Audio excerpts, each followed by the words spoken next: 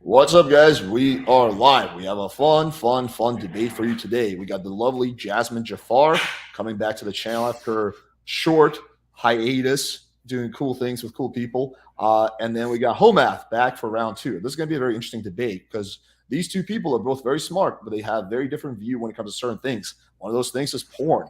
So I don't want to kind of strawman either one of your positions, but the premise of this debate is going to be: is porn good or bad for society in general? I'll leave it up to you guys if you want to separate, talk about men and women first. We want to talk about society as a whole. I'll leave the details of that up to you guys. My role is just going to be simply moderating. If I need to keep the combo going because you guys are really stuck on a point, then maybe I'll step in a little bit here and there. He's got some nice little. Oh wow! I Yeah, don't know this how is much a this is the here. proof of my collection. So I've got Sweet. Meanwhile, I'm pulling up trying to see any poor notes I had from previous debates. It'd be funny if this was just like stick figures of people fucking and like. Yeah, I don't know. I can't. I do not have these drawing skills, but you know, He's a very Amazon good now. artist. Yeah, he is. He was showing me some of it. Yeah.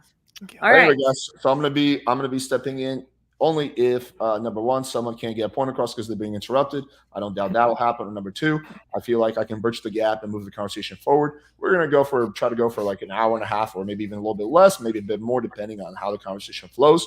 But yeah, so we're gonna be talking about porn and is it good or bad for society. So I think it would probably make more sense, Jasmine, for you to go first, if you're okay with that. So Homath kind of understands what you find positive about it, if you're okay with that. Yeah. So I wouldn't say porn is good or bad. I think porn is something that's neutral and it can be used in ways that are unhealthy and they can also be used in ways that are healthy. So I think I've made this, I think Alex, either you and I have talked or I've said it on your channel before or in a previous debate, I think we did on modern day debates, where I kind of like, we've used the analogy of like eating donuts or even watching TV, social media. Yeah, if you're sitting there and you're doing it all day, it's not good for you, but using it in moderation and using it in a healthy way doesn't seem to have negative outcomes. I also think there's a lot of misinformation out on the internet about porn. This idea that people get addicted, these like forums where people are just spreading all this misinformation. I think porn is really unique. It's a little bit different than some of the other kind of things I'm talking about because there's a big moral element to it. And there's been a huge meta-analysis and there's been a ton of research on this.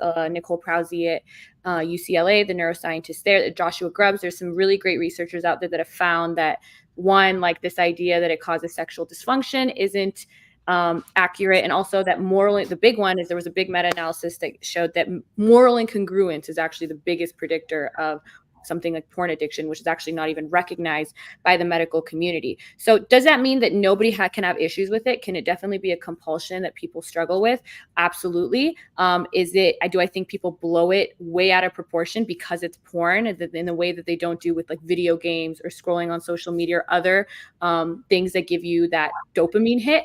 I think, yeah, absolutely. So I guess that's my overall position on porn is that I think used correctly and for the vast majority of people, it doesn't seem to be negative. It doesn't seem to have any negative outcomes. For some people, it does. And a lot of the reasons for that, like moral incongruence, et cetera, seem to be the leading cause of it as opposed to an issue with the actual porn itself. Yeah. All right, awesome. Homath. You can Well, just give your thoughts on what she said, or just the whole thing in general. yeah, where I really want to attack that is the phrase "if used correctly," which I don't think anyone uses anything correctly anymore. We have a lot of issues in our society that are the results of abundance. We have what do they call it? Analysis paralysis, Paradox where of no one. choice. Sorry.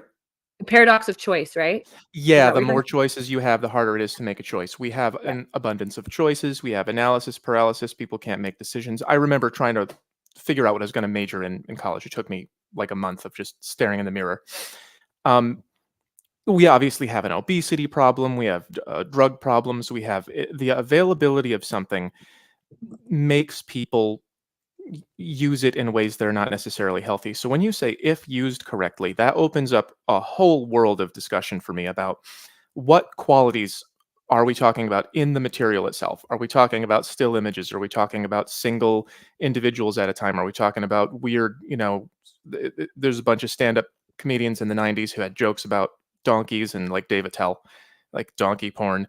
It gets weird, you know? So there's a spectrum of tame to absolutely unacceptable. And there is what really is the question for me is what is it that people have available? The pornography seems to be really highly available. A lot of it seems free for some reason. And there are people out there who, and I don't know the numbers, so I'd like to, hear more from you on that. But there are people out there who are using it in unhealthy ways, and it is changing the way that they think about women. It's decreasing their respect for women. This is mostly a male problem. Not a lot of women getting addicted to porn and then being weird in the bedroom with men. And I have personal stories about people I knew and about myself. My problem wasn't that bad, but I know two people in particular who had their relationships really like upended by porn use. There was one guy who couldn't get aroused for his girlfriend anymore, and it was very difficult for their relationship. There was another guy who his girlfriend was complaining about his porn use, and I used to think that it was not a big deal.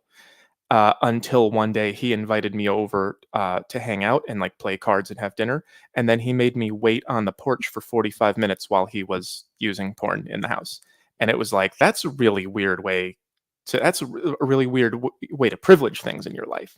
So I've seen firsthand plenty of examples of porn rewiring people to put this privilege onto like immediate access to these highly stimulating images over things that are better choices for their life. So I view it very, I have my Porn is Bad here. I'm selling this book. This is my proof.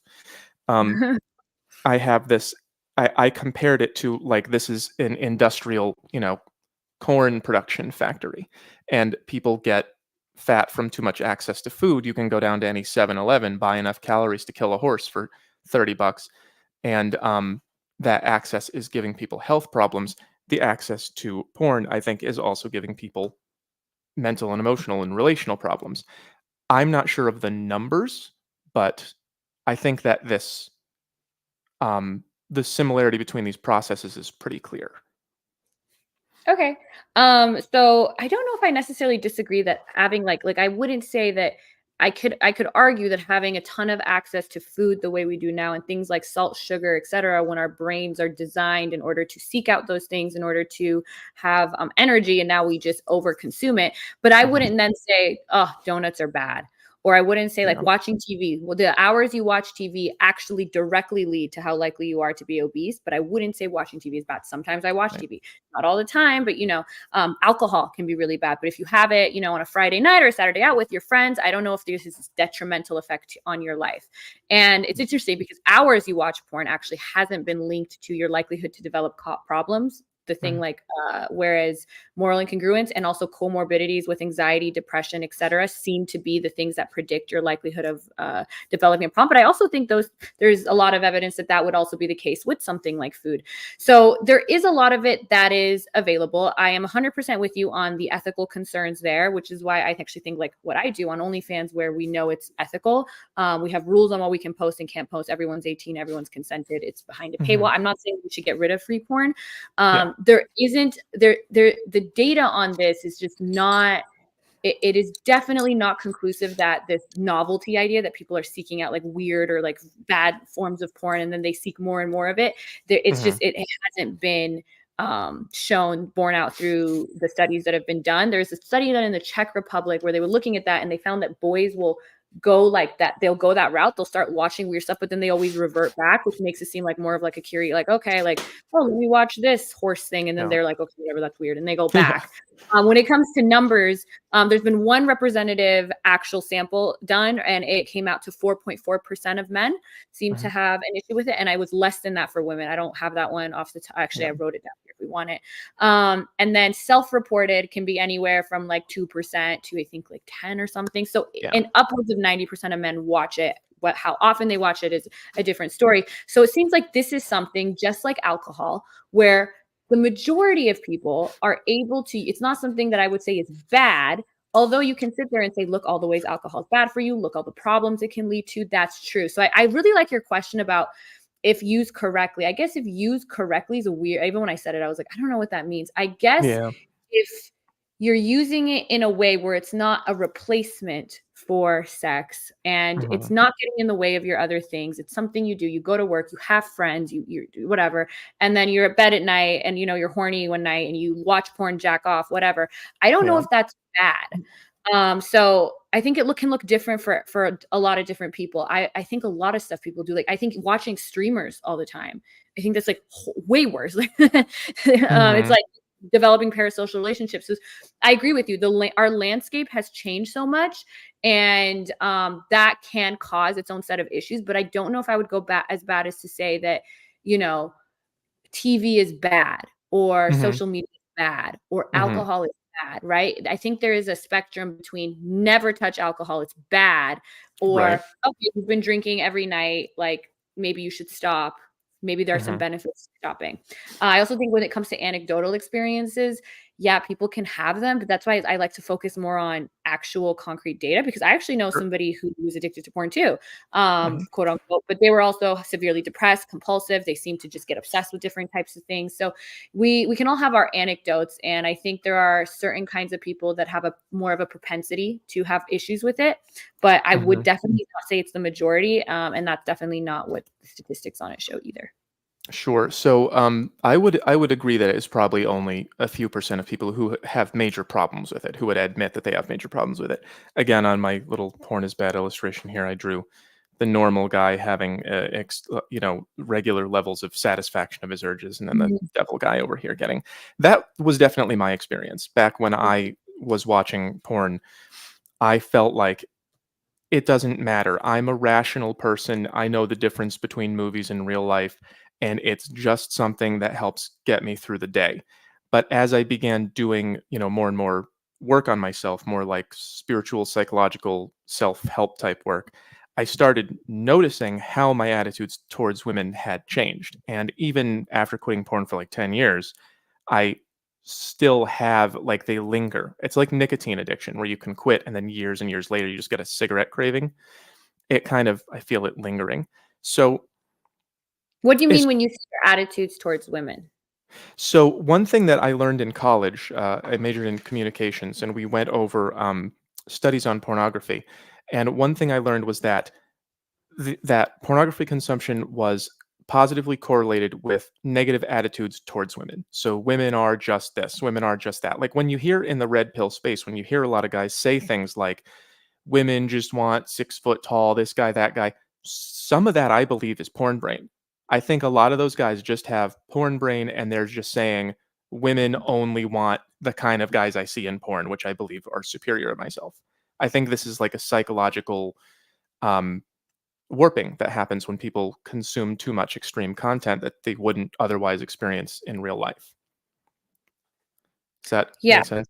Yeah. I actually completely agree with you that this Mhm. porn brain thing. As an OnlyFans creator, I know a lot of guys like will come to me and they'll think that something's wrong with their dick, and they think all of us want like these Yeah. huge massive dicks, and that's because Yeah. they watch porn.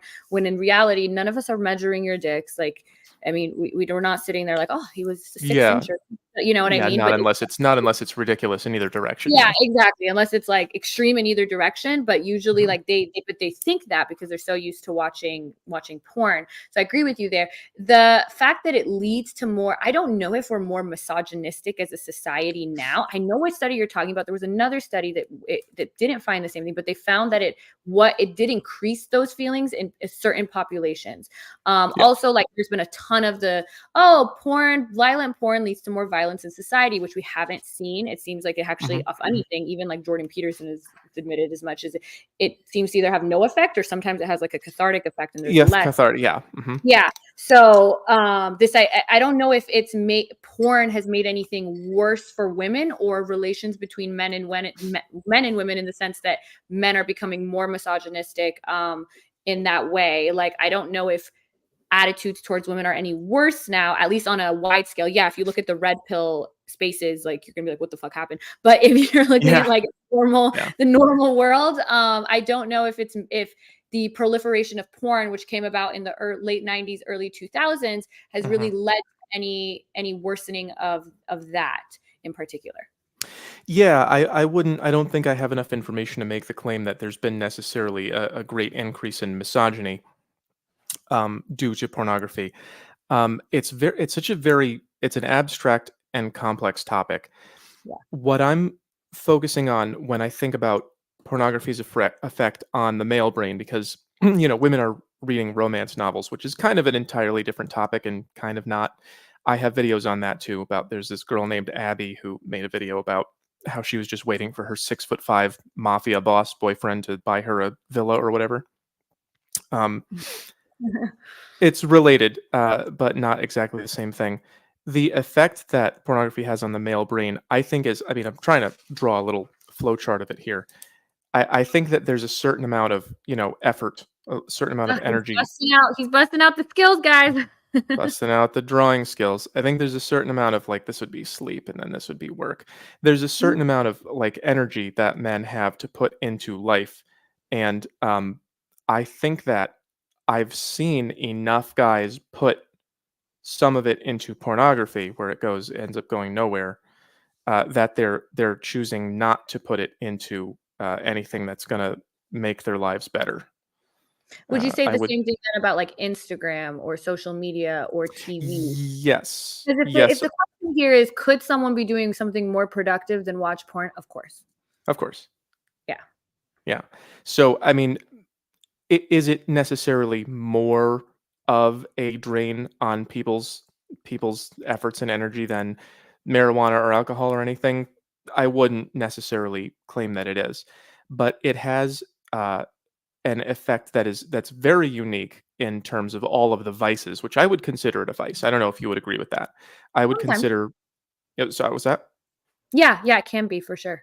Yeah, I would consider it a vice. And in terms of all the vices, I think this is the only one that directly acts on the way that you perceive others. So it's very much like most of the vices are like When you say how you perceive others, you mean women. So you're going back to the point of I view women, I objectify women more because of pornography. yeah. I guess my only issue with that is then we should be seeing effects of that bleed out. When if we look at actually since the proliferation of porn or since porn became widely available, we're actually saying and I'm not saying porn caused this, but I'm not saying it's causation, but we're seeing things like less violence.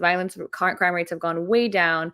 Like there's just like our society in so many ways is better than the 90s and Mhm. the early 2000s, and I would like to see some, I In guess, many real ways, yeah. world evidence Mhm. that porn has changed the way men view women in a way that has negative effects. How would that be measured? It's a very difficult question because if you're measuring incidences of violence or if you're measuring, things that are on official reports, it's really difficult to measure things like how happy our grandmothers were with Mm. men and how happy women of this generation are with men. It's I guess it's difficult to compare those things.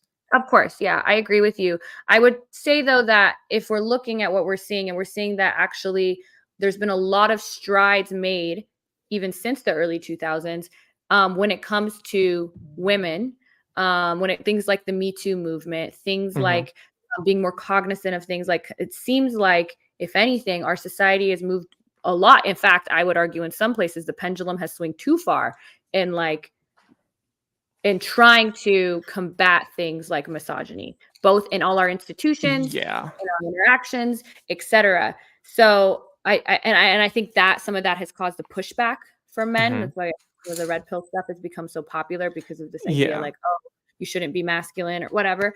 Yeah. But yeah, I don't think their advice is great at all, and I think you you would agree. Yeah. But yeah, I agree with you. It would be hard to measure. I guess it seems like it's just speculative. And when I'm looking at actual concrete real world consequences of how we deal with misogyny, I'm seeing that it's moving towards, or it has definitely swung towards being more anti-misogynistic as a society. For sure. Yeah, as time progresses and as we gain more access to, well, I was going to say material wealth, but we're kind of losing access to that right now. But as society sort of progresses, people are internalizing more humanistic values. Mhm. I think that's what you're getting at, is that um, this idea of grouping people together and placing stereotypes on them is it's decreasing over time as a social trend. Is that what you mean by that? Yeah, for sure, and I also think that we are taking active steps to not only stop doing it, but almost to, like, repair the damage, right? Which is what you're seeing with things like the Me Too movement, et cetera, and Yeah.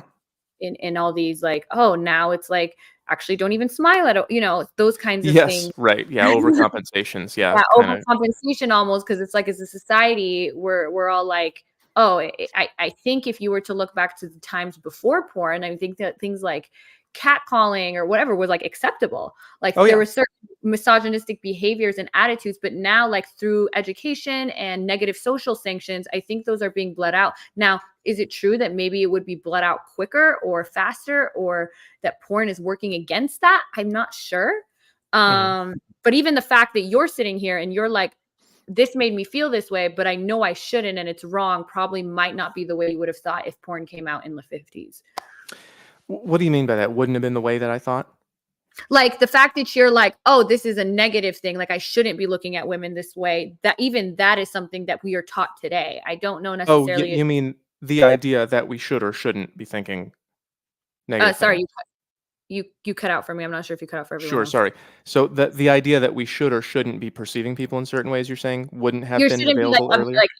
I'm assuming when you say it's impacted the way you perceive women, I would assume that that impact is negative, that you may see them, you may objectify them more?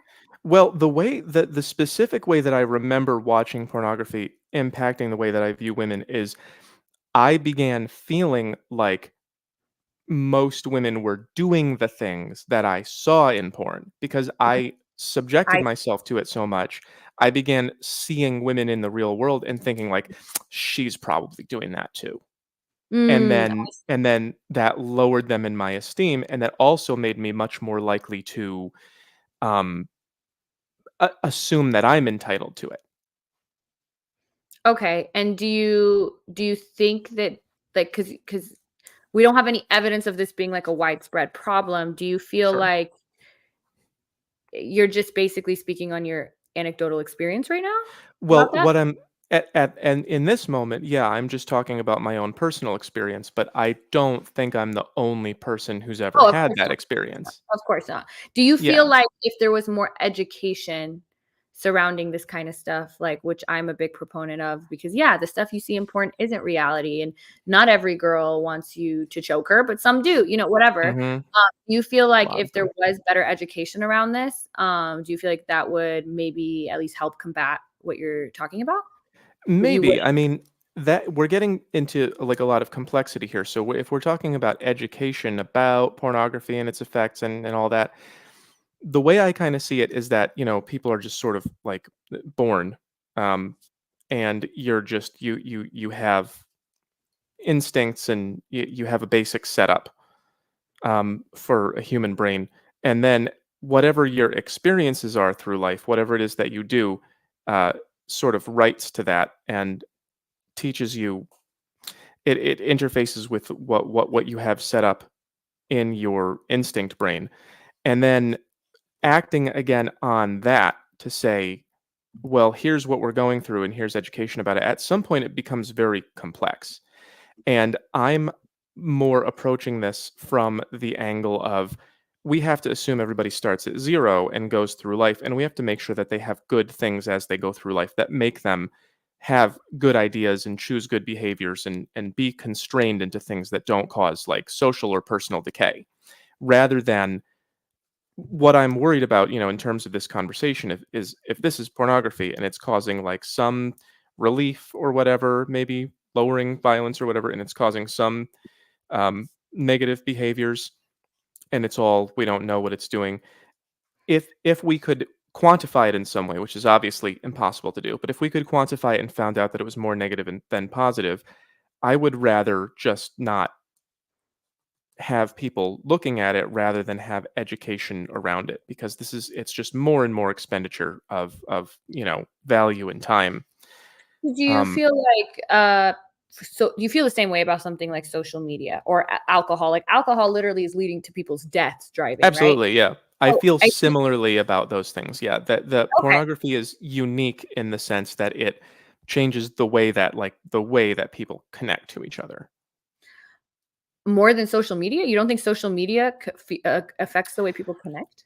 I think social media affects the structure through which people connect. I think that when people watch pornography, particularly men watching hardcore pornography with women, I think it can at sometimes, depending on how much, change very deeply how they view women, what they think women are, what they think their relationships with women should be. When you say social media changes the way we connect, obviously it changes structure. It makes people stay home, it makes people believe ridiculous things, but it doesn't necessarily make them perceive, I you would know. disagree. I mean, if you look at even like racial tensions can completely like social media can come in and make you in group bias max out. Like, you know what I Mhm. mean? It could make you Yep. it can definitely lead to people becoming more vitriolic to other groups or other because of information that you're being fed and it's a confirmation bias. I think it can definitely inflame tensions, at least in that Yep. way. It also seems to vastly impact how likely we are to go out and make real life connections. And that's why I always try to use like people like watch streamers like 8 9 hours a day. Like if you're watching Yeah. porn 8 hours a day, like you're just losing your mind. I actually Yeah. think. And also like the instinct brain of like, oh, I'm seeing girls have sex and I'm assuming other girls do that too. Well, for a long time, they made it seem like girls, like I was just talking to one of my friends who's like in his 40s, and he's like, yeah, when Mhm. we were growing up, like we didn't even know you guys had sex drives. Like they were just very much like Yeah. A lot of they guys did. still don't. Yeah, they think like, oh, women are just we don't get horny, and it's like sex is something you take from us, and we give it. And Yeah. obviously, I don't think porn is an accurate representation of what's going on with sex and women, but Right. I don't know if it's bad to know that women have sex. Like, I think one of the things I really like to do is I like to do stuff like this. I like to go live and talk about like psychology, a topic I'm interested in, and Mhm. then I go right after and do like a nude OnlyFans live stream. And a lot of people are like, oh, this was like weird for me at first because I'm so not used to my brain being like split up in these two ways. And but then once you get exposed to it, then it's like becomes normal. I almost humanize that experience. And so I'm a big proponent of doing more of that. Mhm. Obviously, the way you see women is going to be affected by the way they're depicted in a lot of forms of media. I wouldn't say Yep. like in the 1950s, 1960s, it was, there's all these women of just women barefoot and pregnant in the kitchen or all Mhm. those things. I don't know if our view of women now, because you see some porn stars and then you see some neurosurgeons or whatever, is necessarily being affected in a worse way because of access to pornography. And I would definitely say that if you feel that, then you would have to also know that there are a lot of people who have inflamed tensions now due to social media use when it comes to where people get their news from Twitter. Twitter is like the most inflammatory Yeah. place on earth. And it's definitely Yeah. affecting the way people view each other. Yeah. Sure. So like very broadly speaking, all these things do affect the ways that people view each other, but they're on very different levels.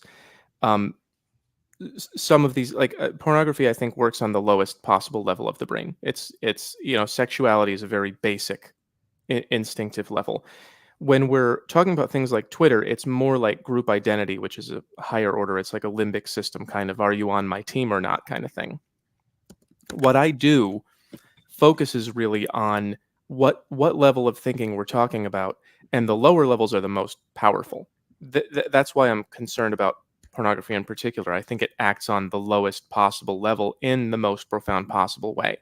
So it sounds like you're saying, that pornography might have effects on the brain, but so does all these other things. And why should we not focus on those? Is that accurate, or No, is I'm that saying weird? that I feel like pornography is uniquely vilified, and you're trying to, at least you are trying to speak to what you think makes it unique.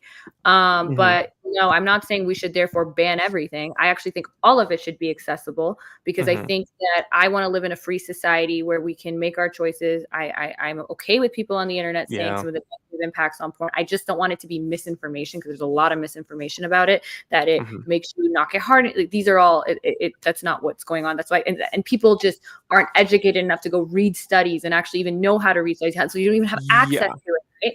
So they're on these forums and they're like in this feedback loop, which social media is also causing, where they're sitting there like, oh my God, no fap, like the porn is horrible. It's like drugs. It's not like drugs. We have a lot of research as to why it's not like drugs. The scientific and medical community is telling us it's not like drugs. They wouldn't, the DSM-5, the only behavioral addiction is taken as gambling, but they didn't put porn in. It's like, it doesn't change your brain chemistry in that way.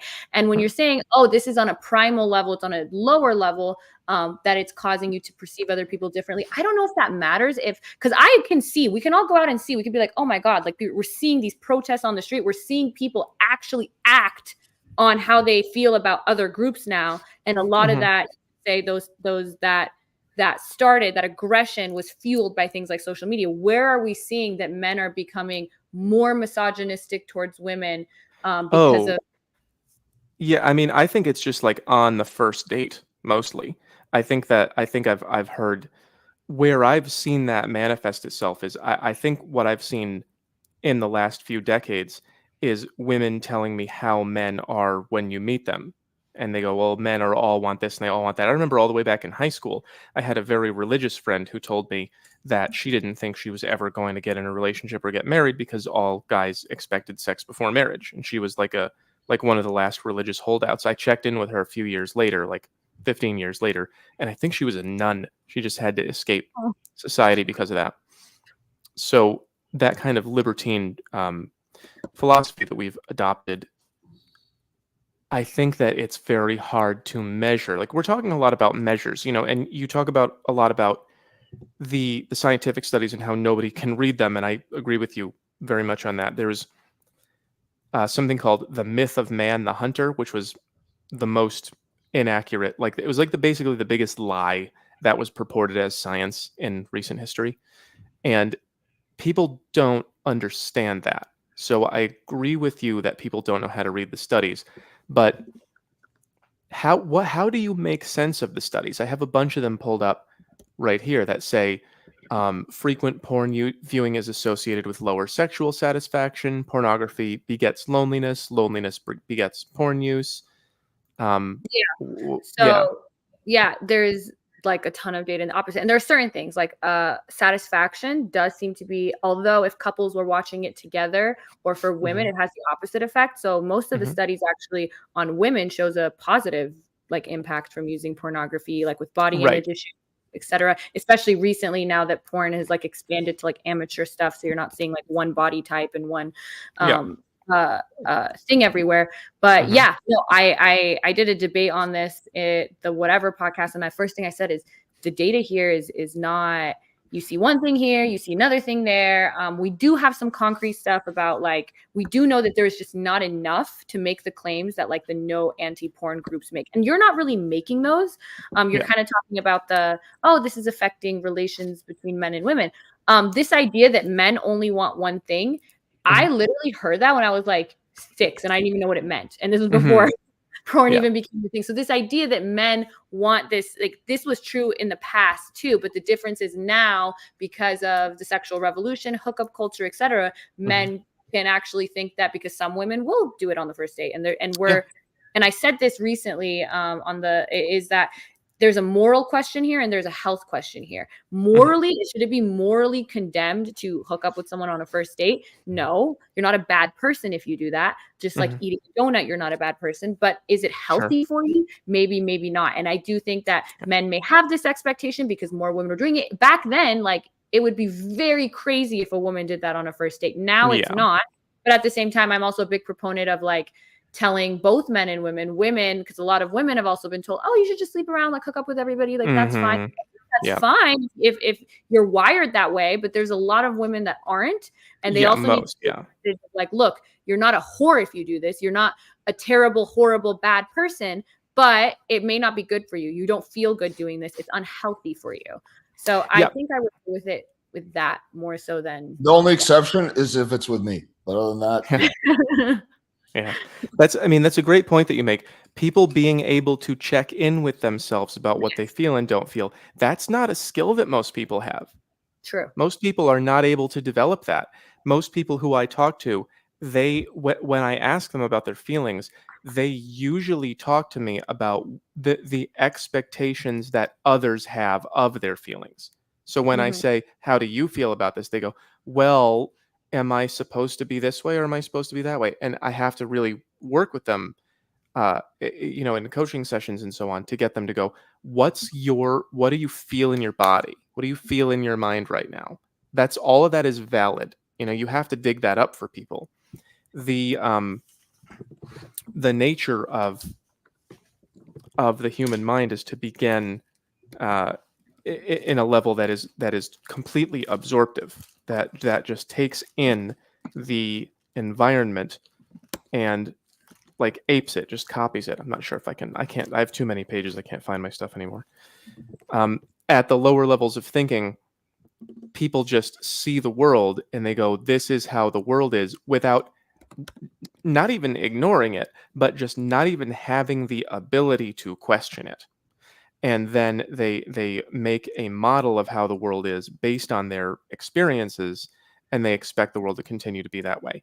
Getting people to understand themselves in a very individualistic way, understanding their own wants and needs and boundaries and experience, is something that I think very few people ever actually have the ability to do. And that's kind of the angle that at which I'm coming at this. That there's so much availability of just extreme stimulation, not just pornography, but soda and donuts and everything. There's so much availability of it that overwhelmingly most people cannot be trusted to tell the difference between that and a more natural state of living. There was somebody a long time ago. I had a conversation with someone where they used the phrase, he thinks that drunk is normal. So he's just drunk all the time because he saw too many TV shows or something where people were drunk. So he thought it was a normal state of being and developed alcoholism. And he never had the ability to question whether or not that was normal. I'm not sure if I'm getting that across there. What you're saying makes 100% sense. I think I would maybe disagree with you on the fact that most people, like, I don't know if it's most people can't do this at all. I think as you get older, that's why children are especially vulnerable. But as your prefrontal cortex, develops and you're able to think about these things more deep, like, yeah, people are not going to be able to do this to the same extent. But that's also one of the reasons I think the marketplace of ideas is so great. I love that someone can come to your channel and hear what you have to say. I love that there are women who are showing like, oh, that you can be a wife and you can be this. And I love women that are saying you could be a CEO. I love women even saying you could do OnlyFans. I feel like it's not that there is just one message pushed with the hookup thing and going on a first date. A lot of that's also just due to the sexual revolution, which I think has done more good than bad. But if you want to argue the opposite, like, everything is going to come at a cost. I think we should talk about those. Like you were saying, the guy who thinks drunk is normal. Well, as a society, most people still don't think drunk is normal, which is why alcoholism does not affect most people who consume it, just like porn addiction or issues with porn don't affect most people that consume it. So if we're trying to build a society where we're catering to most people, but we're, being cognizant of the vulnerable population, I don't know if banning and censoring and I'm not saying you're saying like, let's legally ban it, but like, you just like you said, most people can't be trusted to do that. So then most people can't be trusted to use Twitter, literally. Yeah, I agreed. Yes. Yeah, most people can't be trusted to do any of these things. But at the same time, like my principle, like the society I want to live in isn't like a paternalistic, infantilizing society where we say, we don't trust you to eat donuts, so you can't have them. We don't trust you to drink alcohol, so it's banned. We don't trust you to be on Twitter, so we're going to get rid of it. More so like, okay, this is going to negatively impact these certain people, but the benefit of still allowing most people to enjoy this and most people to have control of their lives outweighs that. And I would say the same thing with porn. Sure. So I think that this is really the cornerstone of our disagreement. You say the society that you want to live in is one in which people can have access to all these things because we trust them with it. I remember feeling that way. I remember hoping for that world. I think that the major difference between you and me on this perspective is that I no longer believe that world is possible because of what I've seen people actually do. So far, I don't think that you and I have disagreed in any major way about the effects of vices and how they affect people and how they change behavior. I think that the really the major difference in the way that you and I see the world is that you trust people to be able to have access to these things and make the right choices. And I think that we've seen enough evidence that that's not true. Okay, well then, so since porn became widely available, where is the concrete evidence that it has made our society worse? I think you can even show concrete evidence that you can definitely show it that TVs have led to obesity. Like, where is the concrete evidence of porn? What is our society worse at now than before because of porn? Sure. So there's many layers of interpretation in that question. So it's giving concrete evidence in the sociological sciences is extremely difficult because there's many layers of interpretive evidence. But people don't have as many friends as they I'm used not to. even asking for causation. I'm just asking, like, what is worse now than the year 2001 Sure. that you think porn is a part of? Sure. So people don't have as many friends as they used to. They don't go out as much as they used to. They don't get married at a Mhm. young age. They don't have as many children. People are reporting, much lower happiness. People are on way more SSRIs. There are so many signals like that people are living in a way that just does not fit the human condition.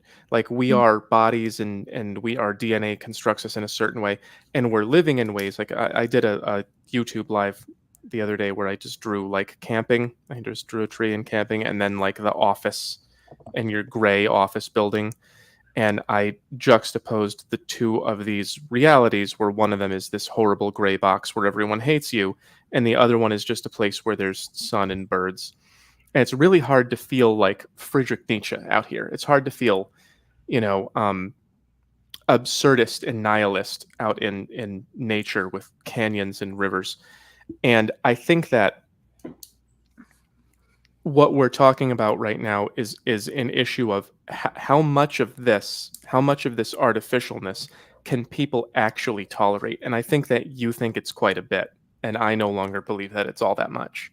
Um, I also think, like, okay, in your society that you want to create, how much intervention, like, do you want? Because I think there's been a lot of data that actually does, whereas porn, the hours of porn you watch don't seem to Mhm. lead to anything. Like, we can't pinpoint the amount of hours you watch to how likely you are to have problems with it. But social media use, that's not true. We can actually see that the more hours you're on social For media, sure. especially for you. So if I'm going to ban something or if I'm going to interfere with something, I would want to first go for the things that have the most concrete evidence of bad Oh yeah. bad outcomes. So obesity problem, we get rid of fast food, TVs, or what do we want? Do you want the government to come in and like cut out how many hours of something you can consume? Do you Kind want of. there to be, yeah, so this is where we disagree, because like then okay, we also know that people are out in nature less, and that's been linked to lower levels of happiness. Do you force I don't know if this government that you want to, where we force people, I don't think totalitarian governments have any history, even things like where we tried this, like prohibition, banning alcohol, that didn't turn out very Yeah, well. that um, didn't work. so And yeah, yeah. go for it. Yeah, prohibition didn't work because they were still living in conditions where they wanted alcohol. They were they were still living lives that kind of sucked, and they just said, "Hey, you can't take my drugs away." Mhm. The world that I want to live in, it's not necessarily totalitarian in the sense where they say you have to go work your shift at Amazon and you don't get any Oreo cookies or anything because they're bad for you. It's more one where we design our world so that we don't need the vices in the first place. So how would you go about doing that? So let's say you're the government, you have a society, you took away Hmm. social media, you took away porn, which you can't even do, is like impractical, right? Yeah, it's not possible. Yeah. It's not even possible. So this is like a utopia anyway, because right Hmm. now, if we're going to talk about practical, like what we can do, Hmm. like in reality, banning porn is probably not going to work, and it's probably not going to be good, like in a lot of ways. But if even in your Certainly not now that we have computers. Yeah. yeah. What is this society you would create where all of a sudden people are okay that you've taken away so many of their freedoms? So back in, I don't remember when I Love Lucy was on, but there was something that really stuck with me where there was an episode of I Love Lucy where she was pregnant, but they were not allowed to use the word pregnant. They would say, "We're gonna have a child." They thought that the word pregnant was like too dirty. Mhm. And back then, people were more innocent. I think they had been exposed to less of the hedonistic realities of life. And the government had control over that, and the government still has control of that in a lot of ways. Like, we can get into any number of conspiracy arguments about how the government is linked to Facebook and what words you can post, and you can have this opinion but not that opinion. There is a relationship of the government of a nation or of a state or whatever to what is on people's minds. Like, govern means control, and ment means mind. It's like kind of they're telling you what they're doing. What we allow as a group of people, like legally, what we allow as a group of people is what we value. And then what we value is our behavior, and our behavior is our relationships. And I don't think you would disagree with me that people are less happy than they used to be.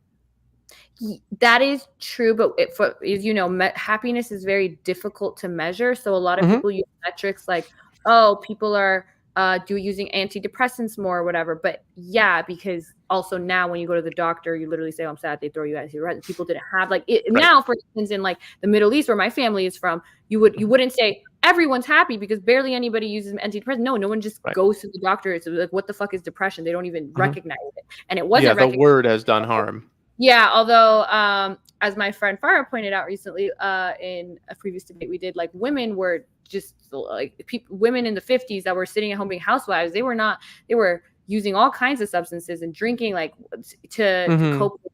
I don't necessarily know but I do think that if there is one thing that's making us less happy from what the science I read is the lack. We are meant to have more personal face-to-face connection, yes. 100%. And social media and this online digital world that we're in has definitely stopped that. We are meant to be social creatures. We are meant to see people face-to-face, even things like working virtually. I know it has its benefits, but it also has its pitfalls. And I think that's one of them. Being out in nature less. I also think the kind of jobs people are working, just, how much control you have over your job and how much you're able to support yourself on whatever kind of income you have has a big effect on your happiness. So I think there's something to be said here. It's just very hard to measure and very hard to pinpoint exactly what it is. I am so for encouraging people to go out and live their life, because you're right. When people are, there's that famous, mouse rat experiment where there's like the dopamine water. And then like once they actually had everything, they didn't even want. I agree with that. But I don't know if force is the way to get there. And I don't even know if it's possible with the fact that the cat, what is it? The saying, the cat's out of whatever. How now, like, what do we do now about this? I don't know if it's, if you want to encourage people to watch less porn, sure. But I don't know if by saying porn is bad, right? Just like when they would tell you, oh, all drugs are bad. If you do drugs, you're going to die. And then you would see somebody that like smoked weed. They don't care, like, yeah, they're fine. What do you mean? You're lying to me now. So I don't know. And again, what would you do as a society when you're even in your utopia world? I know I'm asking two questions. You're like, what would you do now? And even in the, or you're somehow in a like as the government, what are you giving people where all of a sudden they don't want to drink anymore? Whereas you're saying in prohibition times, autonomy. Let me just real quickly add on to what Jasmine said and rephrase the question to, I think, maybe move the conversation forward a little bit. So I agree with the points you made, but I think also there's a few big things missing. Poor diet, and that just fucks you up in all kinds of ways. Lack of exercise is another one. And I would also say chronic diseases and toxins. We're being exposed to mold, all kinds of shit that we're not meant to be exposed to. And that takes a practical, tangible, physical toll on your mental health and your physical health. But sometimes people like who are depressed, like literally if they just get out of their moldy house, like Jordan Peterson is a perfect example of this. Get out of their moldy house, eat better, and like a lot of their depression just goes away. But the question I would have for you, Homath, so let's say I wave a magic wand and you're the dictator of America, like as things stand today. What laws would you pass, if any, in regards to what laws would you pass, if any, in regards to porn? I would say if I was dictator, king, dictator, everything I say goes. I would say, that's King that's going to be the ticket on that. When you pull the lever, it's going to King Ho. I vote for you over anyone else that's running right now. But go ahead. I would say that commercial productions of hardcore pornography should be strictly not allowed. And what's your basis for that? Like, just because you don't like it, or because it's hurting the moral framework of society? Like, what It's would you say because to the public on why you're banning it? I believe that the emotional experience of subjecting people who don't know better, like people who don't know how to read science reports, they're not going to be able to tell pornography from real life either. And subjecting them to the experience of thinking everybody's living like this except you is probably causing a lot of the bad behavior that we see in, red pill spaces and disenfranchised men. That's what I feel. That's what I'm interpreting. I'm juggling a lot of variables here, and you ask for a lot of concrete proof, and these things are just not possible to do. The They sociological are in sciences some are just ways. They can. sometimes in some ways. I mean, even video games have more concrete evidence of leading to, and I don't even think that's super concrete, but Let they me just have. ask one more clarifying question. So, Math, you said Sure. commercial production should be banned. Would that include things like OnlyFans, or that would be not included in that? Because commercial, I mean, are they? It depends what they're doing on the OnlyFans. Like, if it was my personal judgment, and there were girls who wanted to just get on a OnlyFans camera and say, "Hey, you want to send me some money? I'll take my clothes off." I would go like, "Fine," but I wouldn't love it. You know what I mean? I would say, as, just as a dictator, like just purely in terms of law. So, what about like girls who choose to have sex with their boyfriends, for example? Would that be allowed, or would that be banned? I wouldn't. No, I wouldn't want that. I wouldn't want people to actually witness the act. It's an unnatural thing to see in real life. You don't see it at the grocery store. You don't go out to the bar and see it. Well, in It's Miami, like, sometimes. yeah, Yeah. sometimes. I Also, don't know like what you're doing with your life. in previous like the Egyptians, the Vikings, like they actually used to be, you would see like they literally would, like, you see their old, like this, their carvings on the wall, and there's like dicks going into butts. Like they barely wore clothes to cover up parts of Oh, for themselves sure. at the time. So I don't know if it's, you're like, it's unnatural as human beings, because we are animals at the end of the day. You can We say, are, I but really think you'd be a great father, more so than a dictator. I I think you mean, would. what's the difference really? I think dictator, like if you're talking about government, a lot of Hmm. people, when the government intervenes as your father, we don't like that, and it doesn't seem to No. work as well as when you do it at the level of the family. I do Yeah. think parents need to be very much on top of this, but I think you can't make that argument about commercial production of porn without people, like people watch violent movies or video games for sure and feel Hmm. like, oh, this is and it leads to that. Social media definitely gives them a perception of everyone's living this life except you. I mean, it does that even to people like me, and I feel like I'm pretty well, like, balanced in this way, and I know, like, logically, okay, like this is what this person is showcasing, and it's not Yeah. reality, but it feels like it is. So would you, in your role as a dictator, also ban things like social media and Hmm. violent movies?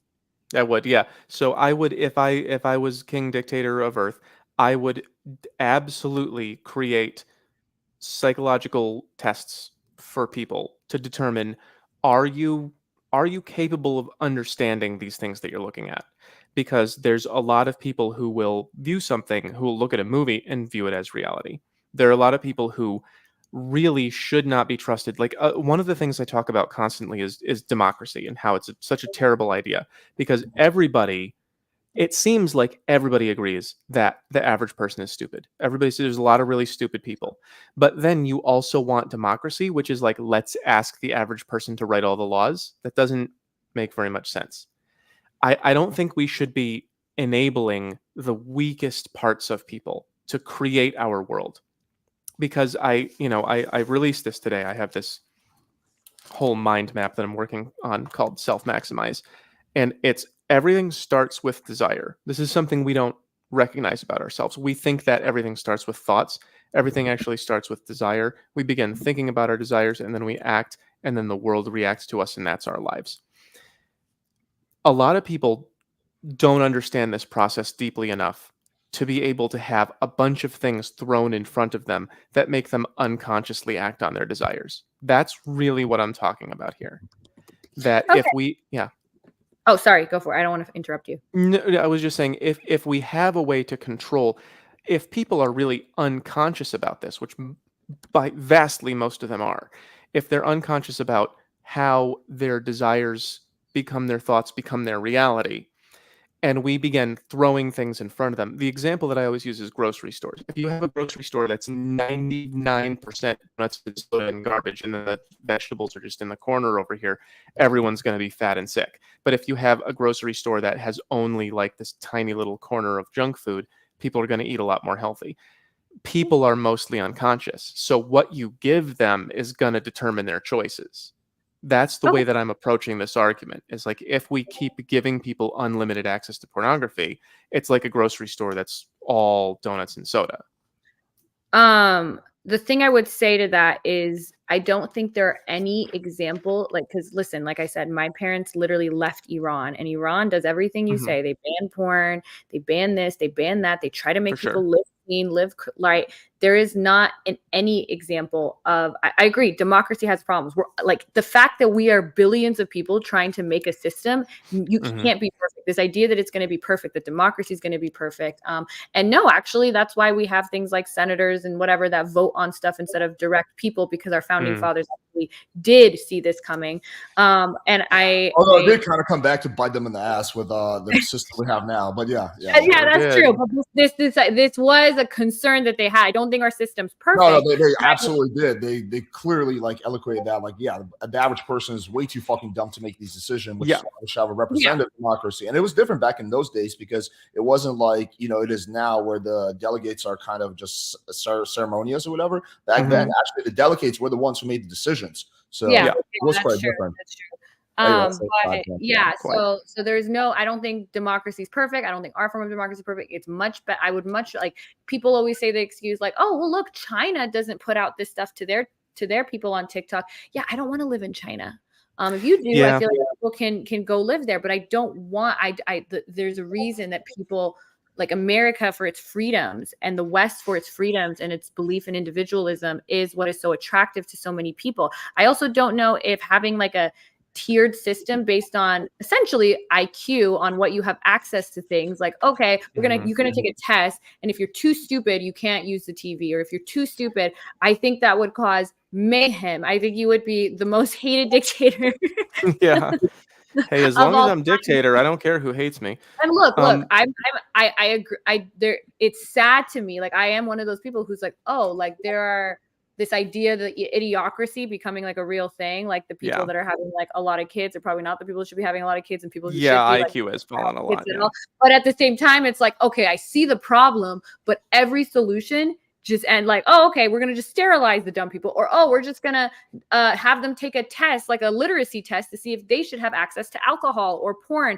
That practically speaking, that would be a disaster in my opinion. I agree with you that the problem is there. I just don't know if there is any solution that is going to address the problem in an efficient way. I understand what you're saying precisely, and I agree with it also precisely. What I'm trying to articulate, which is really so hard to put into words, and what I'm trying to do with this thing here, is that I believe that there is a system. I believe that we can figure it out. We can find out who is thinking in what way and where is the best place to put that type of thinking. I don't know how we're going to code that into law, but that's kind of the way that I'm coming at it. We got very abstract with this. We started with just like people have sex on camera, right? Yeah, I think this is a really great conversation. I really do like what you're saying.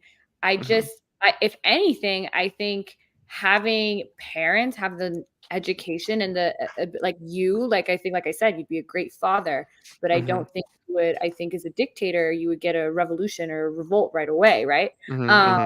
So maybe like that is something that I feel strongly about. Obviously, little changes we can make, like to reduce, like with the commercial porn thing, doing what we can to reduce instances of exploitation, trafficking, like those little law. But to say this is bad for you, we're going to ban it because some of you are too dumb to understand how to use it properly. And actually, we're going to let you guys all take a test to see if you're smart enough to get the key to this. That clearly won't work. We do it with a lot of things, though. We do it with, you can't be a doctor unless you pass the SMART test. Yeah, but there's nothing other than like what your profession is. Like, we're not like you could, if you're smart enough, you get this phone. If you're dumb, you get this phone. If you're, they don't, imagine you go into a bar and you have your IQ card, or you have something there that tells you how smart. You have to take a test in order to enter a bar. That's a very different thing than people and going to like, I went to law school. It's accessible to everyone. We all know not everyone can be an MBA player, not everyone can be a doctor, not everyone can be a lawyer. But to then tell people, actually, not all of you can be trusted to have a cell phone is also, it's a very different thing to me. And there's even the craziest of governments haven't attempted something that drastic and extreme. So I get what you're saying. You're like, here's the problem. If there was a way that we could make sure that everybody was getting the stimulation and the resource that was best suited for them and their brains, I would love that. It's just not possible. So with things that the majority of people aren't abusing, like alcohol, although it does lead to really dire consequences. It's a small percentage of people. Yeah, I don't think that now, the law student who's like worked all week and is like, I can't wait to go to, we call it bar review, where you go out with your friends and to the bar after. You guys can't do that because Billy Bob over here is too stupid to not into it. One criticism of what you're saying is that and this is just, again, I'm not trying to like enter a debate, but just like a potential criticism would be like, it's a very heavy-handed governmental approach, like bordering on well, actually, like right up there with like what like China does, right? Where like you can do this, you can't review that. This website is off limits. It's very heavy-handed, and I'm sure that has its benefits. But would that not be a concern to take like such a heavy-handed approach with? Well, we're doing that anyway. People still talk about America like it's the land of the free. We have very few freedoms left here. Functionally, there isn't all that much that you can actually do without suffering consequences, and those consequences are actually backed up by law and government. We differentiate ourselves from China in a lot of ways that don't actually make that much sense. We have, China making this and that thing. We have credit scores that determine what kind of houses you can buy. We have there's government surveillance of all kinds. There's the Patriot Act. There's all. We're already pretty far into that. And I'm not saying that what we need is more. What I'm saying is that what we need is there needs to be.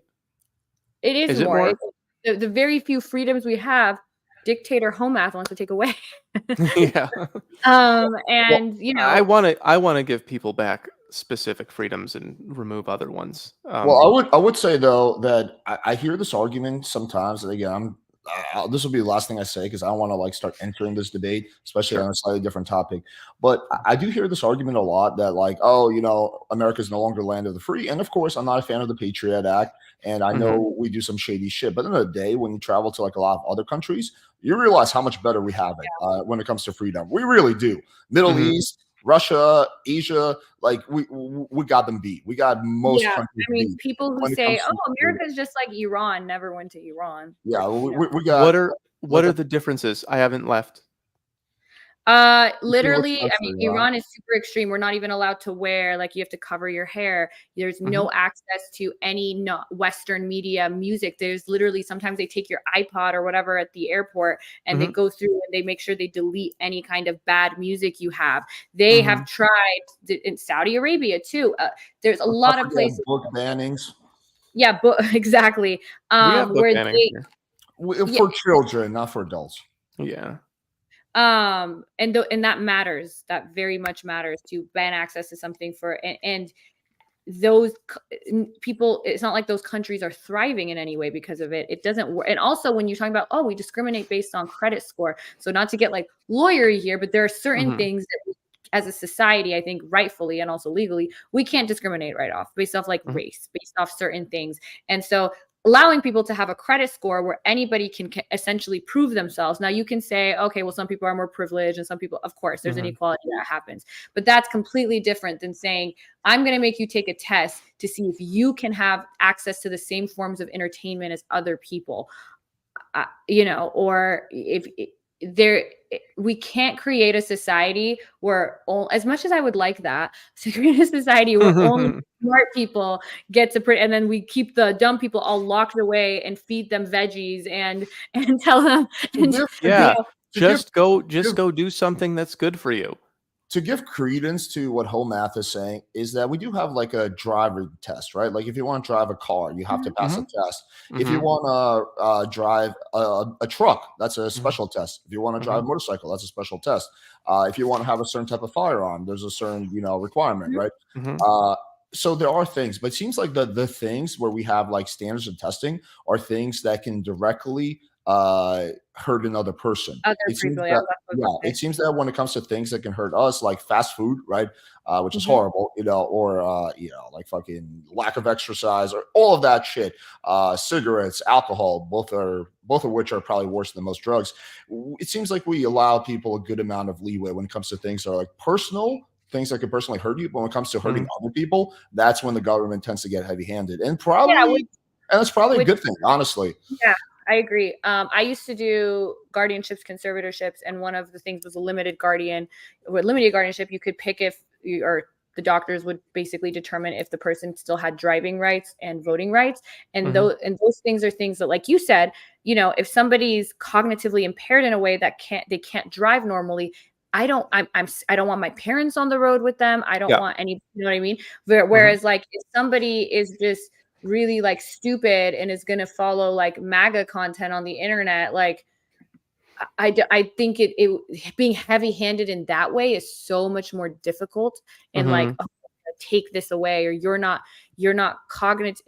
I don't know, like, the cat's kind of out of the bag with that. Like the way that content has become anything that people want it to be, it seems like it's made a lot of people go completely insane.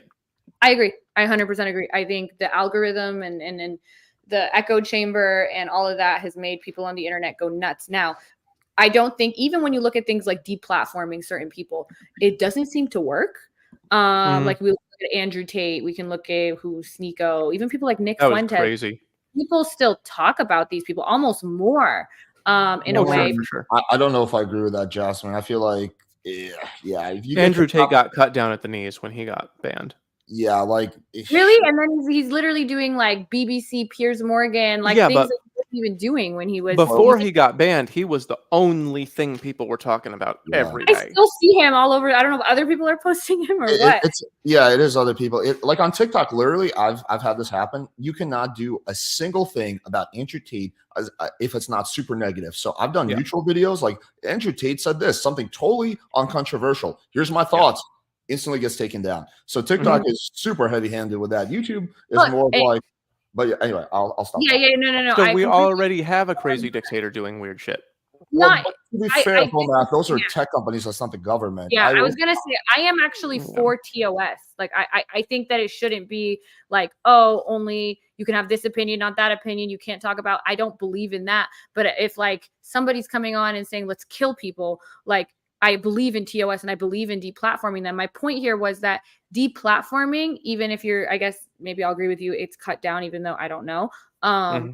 It doesn't get rid of these people necessarily. I don't know if kicking them off, especially legally, like there is a difference. People feel very different about, which is why we have the government we have, where our founding fathers didn't want them to like establish a religion, or they wanted to give people as much freedom as they could. Whereas a company saying like, hey, on our platform, you can't do this, that's different. And I don't disagree with that. And even legally, like we have free speech, our rights are limited, but typically we try to limit them as little as possible so that they don't infringe on other people's rights. America, which I think is one of it has its problems, but I do think it's better than China. I do think it's better than Iran, because America very much wants to let people have the freedom to pursue the things that they find conducive to their happiness and stuff without infringing on people's individual basic rights in that way, and protecting those rights, if anything. I think we're going in the wrong direction, though. Yeah, fair enough. Let's redirect. Actually, this is a good question that will allow us to redirect. So this is going to be a question for both of you. So Jasmine, for the average guy, what would you say some benefits of porn might be? And for you, it's going to be the inverse of that same question. I don't know. You want to start, Jasmine? What would you say for the average guy? Would you say some of the benefits of porn might be? Can I make it benefits of like OnlyFans? Because that's what I do. And I've seen that. Yeah, go ahead.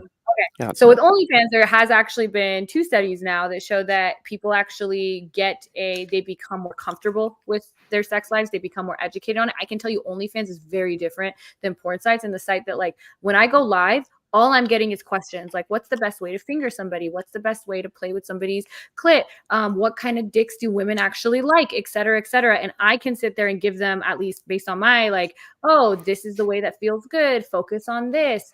Blah, blah, blah, blah, blah. We don't want huge dicks. And that has also been reported that people actually reporting an increased satisfaction in their sex lives with use of OnlyFans. Now that's very different than like going on a porn site and seeing like 10 people getting gangbanged or whatever with 12 penises. So I would say that is one of the benefits for sure, that education aspect.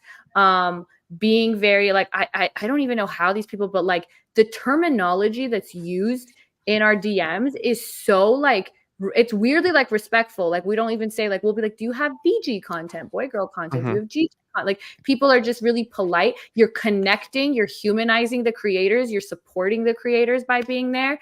I think that is a benefit for sure. Okay.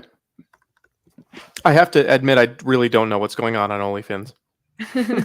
I don't know what type of content it is. Well, it can be all kinds of content. For Jasmine, I believe you do sex videos, right? This is one of the things. Yeah. So like Jasmine does sex videos, but she does it with her partner, the guy that she's seeing. So she's not like doing like crazy gangbangs. Right. As far as I know, I don't know. I've never seen her OnlyFans, but so the way that you're talking about it, Jasmine, it makes it sound like you have these very, I don't know, I guess I just want to say sad, like these broken off guys who no one's accepting them. They don't have any opportunities. It's very mystified. Their parents are not teaching them. They're not learning through TV. They don't have anything. They just get born. No one tells them anything. Everyone assumes that they know because they know. And they end up coming to you or some other creator and saying, what really are girls like? And then you tell them. And that sounds to me like a more healthy application of this kind of thing. I guess the only pushback is I think society is telling them like, oh, you need, like, watching regular porn, you need like society is giving them messaging that's a lot of times wrong. Like, if you watch just regular like mainstream porn and you're like, this is what women like, you're missing a lot, right? And we all know that. I've seen that. Yeah, I do want to push back against this idea that these are all poor, lonely men.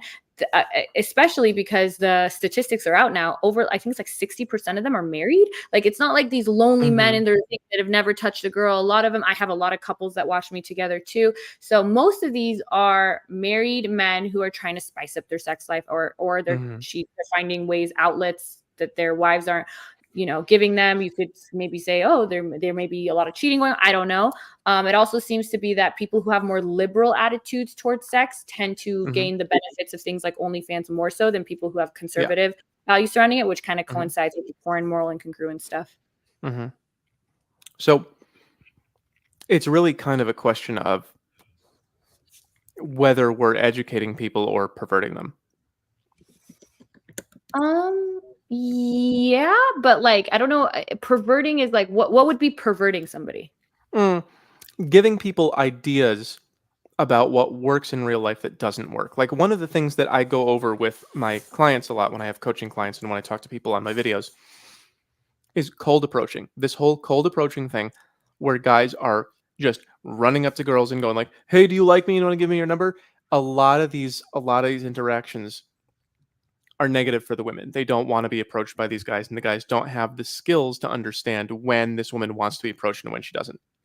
And women report like, I don't like that. I don't like when strange guys run up to me and pressure me like, oh, you should like marry me and have sex with me. That's something that it's a skill issue. And I think that anything that gives these guys more skill to understand how to do these things better and how to not, because I talk about the dating pool a lot. When you go and you create that pressure in someone, that negativity, they just drop it back in the dating pool. And then when you go back, now you're talking to girls who've had 30,000 guys run up to them like they're entitled to their attention, and they're very defensive and very, upset about it. Anything that removes that pressure, I'm in favor of. And it sounds like what you just said to me sounds like that's what you're trying to do. You're trying to tell guys what it's like and help them understand things in a more measured way. Mhm. What I'm worried about and what my personal experience was that there's this unlimited access to any kind of depravity that you want, and you begin to view that as normal because you're not capable of separating your lower brain from your higher brain. And you start thinking that the things I've seen on the computer are things that are happening to everybody but me, and I have to, for some reason, watch it on a screen, and I should make it happen to me in real life. The Yeah. balance of these things is it's a really, really difficult to understand. Like there isn't any way to concretize that. You can't make it concrete. Yeah, I would agree with that, except the only thing I would say is this mess. Like, even if you look at movies, like everything in movies is unrealistic. The way they depict love is unrealistic. Disney movies, which are literally fed to kids, have this like Mhm. idea of love, and people think, oh, everybody has a boyfriend, everybody's in love. Wow, Yeah. even me, when I was growing up, and I see all these movies where somebody like shows up at your door with like a horse and flowers, and then when my Mhm. boyfriend didn't do it, I'm like, well, in this movie, look at this. Oh, look at The Notebook. Look at this. This is and those things are very unrealistic too. The way just Yeah. media depicts relationships. Yeah, we definitely have a problem with media in all forms. Mhm. Movies, TV shows, music, like the way music talks about love in a lot of ways is really unhealthy. Mhm. It is giving people a false, like, people don't know. And these are things that I wish we were better educated on. How do you communicate in a relationship? You're not going to learn that really by watching a romance or a Mm-mm. rom-com, right? You're going to No. learn the wrong things to do. And again, yeah, if you're watching just hardcore pornography on Pornhub, you might come away with ideas about sex that are not realistic. I just Mhm. don't know if banning everything or forcing, like if you go to Hollywood and you're like, stop making Disney movies that romanticize this or that, I don't Mhm. think that works. Mm. I'm gonna make a video coming up. I mean, I promise a lot of videos. I don't make all of them, but there's one that I want to make on the way that Disney sucks the value out of the stories that it tells. Like Cinderella, Mhm. when I watched it as a little kid, the message I got was that Cinderella was special and beautiful, and that's why the prince chose her. The real story is that this was a woman born into royalty, but she didn't know it, and she had to do a lot of hard work, which gave her character, and that's why the prince liked her. Mhm. That was missing from the story that I saw. Mhm. Excalibur, Arthur, Sword in the Stone. When I saw the Disney movie, he pulled the sword out of the stone and there was light just shining down. Ah, he was Yeah. just chosen by the gods, and that's why he got the sword. In the real story, the reason he was able to get Excalibur out of the stone is because he used appropriate force rather than maximum force. And so Mm. all of the dumb, ugly bullies who were just like, "Rrr," they couldn't be king because they didn't know the difference between the right amount of force and the maximum amount of force. Mm. Subtleties like that in the stories we tell, that's really the foundation of the argument that you and I are having. It are we telling people the right ways to live, or are we telling them the wrong ways to live? I don't And think telling them the right ways to live, but I also don't think that we should come in and force people to tell the stories. I think if you don't like other people's stories, tell better stories. Expose them in a YouTube video. You can't. I don't think the answer is to well, come I in and am say, yeah, no, I love what I mean. I haven't watched all your videos. Maybe there's some terrible thing that I haven't seen you maybe, but let me know. post, but He's pretty solid. I'm solid. huh? Yeah. He's solid. Yeah, yeah. I didn't know what I was expecting, especially with the name Homath. I was Mm-hmm. like, oh, Well, okay. I told you, he's like a logical, chill person. He's like a crazy motherfucker. Yeah. I didn't know if I was like, is it a black, especially for some reason now when someone doesn't show their face on the internet and has like, I assume they're black pilled because I feel like a lot of Mhm. black pillers don't. So I didn't know exactly what I was getting into, but no, I'm just terrified of woke people smashing my window with a brick. you know what? Fair. And I'm not knocking you for Yeah. that. I'm for people keeping their Thank you. anonymity on the internet. Yeah. But yeah, I guess that's what I would say there is. It also works better for the algorithm. Anti-Prophet told me that he thinks a big part of the reason his channel's gone so viral is the mask. Mm-hmm. But anyway, I Mystery. would Mystery. prefer Women love mystery. to work like that. We want to show as much as possible. Mm-hmm.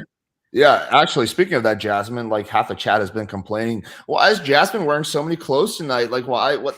I honestly, I'm not. If I went like this, or you can literally see my whole bra under here. Oh, Oh shit. yeah, look at that. Go like this, you know. It is a lot I of feel like I fluctuation. owe you money now. 5 guys just came. Yeah. I hope I didn't bring the viewership down with my wardrobe. No, you're I good. think probably you doubled it. Yeah. Whole math. I want to ask you an inverse of the same question. What would you say the negatives are of? You say you don't know much about OnlyFans, so let's just talk about regular pornography. What would you Mhm. say are the inverse of the negative effects of pornography on the average man? We're not talking about like the extreme case who are addicted, just the average guy, like me and you. Okay. The average guy, I think the negative effects of pornography on the average guy are it makes him feel like he's missing out, makes him feels like he's entitled to things that he hasn't earned. Like women have to approve of you before you get to touch them. And pornography, I think, makes guys feel like I'm entitled to women and I'm entitled for this woman to do this thing. Mm. I think that it also makes them think that more women are like crazy and wild than really are. This is something that I mean, I've seen it in myself and other people, especially when I was younger, that exposure to the visual imagery makes you treat more innocent women like they're not innocent. And then the women, I think that they're naturally predisposed to just react to expectations. Something that I've seen over and over again with women is that they feel kind of not allowed to enforce their own boundaries. And I'm leaning towards that being a natural state rather than a socialized state. And I think that when you have women not feeling entitled or empowered to enforce their own boundaries, and then you have men thinking, "Oh, there's no boundaries. There's you can just anything." That is potentially, and I mean, in my opinion, probably programming men to tell women, "Hey, here are the expectations," and then the expectations are beyond what would be healthy. Those are my main concerns. Oh, just one follow-up question. Hmm. Would you like some people would argue then the solution is just to help women get better at setting boundaries, which I do agree with you. Hmm. Me and Jasmine, I think we'll both agree with you that I do think some women struggle with setting boundaries, right? And I Hmm. do think it is better for those women, if they can be more clear about their boundaries. Because a lot of times, like these situations, the guy's not trying to be rapey. I mean, obviously there's some that Yep. happens too, but a lot of Hmm. times the guy just doesn't know. He just thought like the girl was into it, right? Hmm. So it's like, what do you do with shit like that? So what do you think about that? Like, wouldn't the solution be simply to just help women get better at setting boundaries? It's an education issue. It's an education issue. It's like, how do you teach all dogs not to bite? How do you teach all of something that's born a certain way not to be that way? Yeah, the education is important, but I'm trying to think of like Hmm? if every day of your life you saw people throwing a baseball at someone's head and it bounced off and then they were fine, you would be probably more likely to do that. There was a Simpsons episode about that. There was Maggie was watching Itchy and Scratchy and then she did things that she saw the characters doing and she hit Homer with a hammer or something because she thought it was normal. Normalization. I think exposure leads to very rapid normalization and there are some things that we probably don't want to normalize in our culture. I guess, yeah, like I see your point that like in a lot of like pornos, not that I would know, well, actually my days when I used to watch a shitload of porn, it's Hmm. like the plot is always like it's shit that typically wouldn't Plot. happen in real life. Like Hmm. the fucking like the plumber, like you're like okay, the guy's the plumber or whatever, or let's say the girl's like the male woman. She comes to the house and she's like the hottest male woman ever, and then within like Hmm. 2 minutes she's like sucking his dick. Or the guy, Hmm. my favorite, I had a friend in high school who was obsessed with this like line of porno. He'd be like, "Yo, dude, you see this one?" And essentially, the premise was it was called like Big Sausage Pizza. The premise was that the Hmm. guy would show up to the girl's house as a pizza delivery driver, but his dick was in the box, and Hmm. and then somehow that wasn't obvious because like if you're holding a pizza box like this, like that's Yeah. the normal way. And the Yeah. girl would be like, "Oh, come in, it's hot outside." And she's like, I can't wait to eat my pizza. And he'd open it. She'd be like, "Oh my God, Oh what are you doing?" no, now That's we're so Well, married. would you emotional. say then that like male men are now like, "Ooh, maybe I can do this." Like this idea, I do agree that some women have struggled with this, but I don't know if for those women who can't enforce boundaries, things are worse now that there's porn than before. Things like we said, rape is if men were feeling more entitled to these things, then they probably showcase that where we're seeing less instances of people raping. even when you're talking about what's normalized, marital rape used to be normalized and it's not anymore. Things like consent are actually becoming more talked about. So even for a woman who doesn't know how to enforce her boundaries, I would rather be that woman now than in 1995. Sure. And is it the availability of pornography that's led to that decrease? I'm not saying that. I'm just saying that if it was making men more entitled, if it was teaching them, I don't know what to do, I'm a male man, maybe I should try this. I think if that was the case, if that was the case, we wouldn't be seeing this. I'm not saying that the lack of maybe other things. I think being at home, like we were seeing people teen pregnancies are decreasing, all this stuff probably because people are just home. They're not doing these kinds of things. All juvenile risk activity has gone down. I'm not saying that's because of porn, but I would say if someone's saying porn is leading, one of the negatives, leading to men becoming more entitled, which is dangerous because there's a lot of women who can't enforce their boundaries. When you're telling me that, what I would expect to see then in a society where porn has become available is I'd expect to see more of that, not less of that.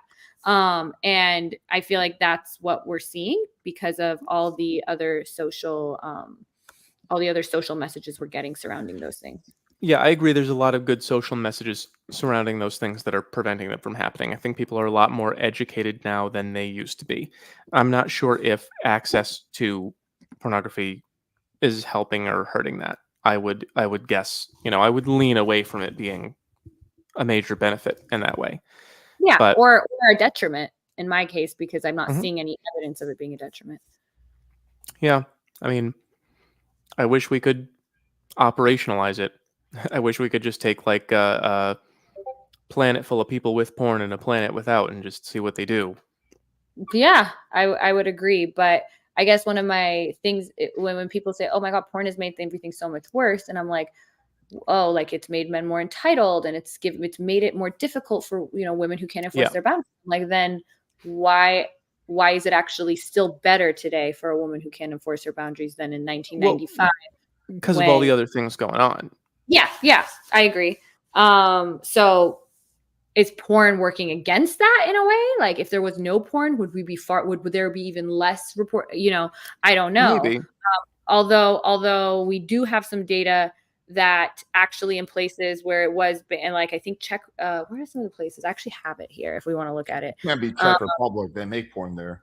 No, there is. Hold on, I actually want to find this because I think it's really interesting. Give me 1 second if you want to say something. Yeah, sure. This is a question I have for you, Homath, and ultimately you, Jasmine. What would you equate porn to? Like, what would be the closest analogy? Personally, I would equate it to gambling, which is that something that is not good if done in excess. And it's probably some people just get addicted to that shit. It's probably not good for a small percentage of people, right? Yeah. That's kind of my take on porn. There's no physical, or in my opinion at least, no strong physical like addictive properties like alcohol or drugs or hard drugs, at least like coke and heroin. What do you think it's closest to? I think smoking, drinking, gambling, that's where you would put pornography, right in that family. Smoking, and then what was the second one? Drinking. But smoking and drinking are quite different than gambling, right? Because gambling is not a physical addiction versus smoking and drinking. No, but it's a behavior you do that gives you a dopaminergic reward. Couldn't you make that argument about like people who go skydiving or mountain biking? Yeah, but skydiving's real expensive and you got to make an appointment. Okay, fine. you can go click on pornography immediately. You can go to the gas station, buy cigarettes immediately. You can go to the liquor store and buy immediately. It's dopamine reward. Yeah, it's the relationship of the dopamine seeking part of the brain and the availability of the thing that releases dopamine. That's where a lot of our unhealthy things come from. Would it be like closest to like sugar and food or something like that then? I think it's close to sugar, yeah. Sugar and junk food, alcohol, smoking, I guess to a lesser extent marijuana, yeah, that sort of thing.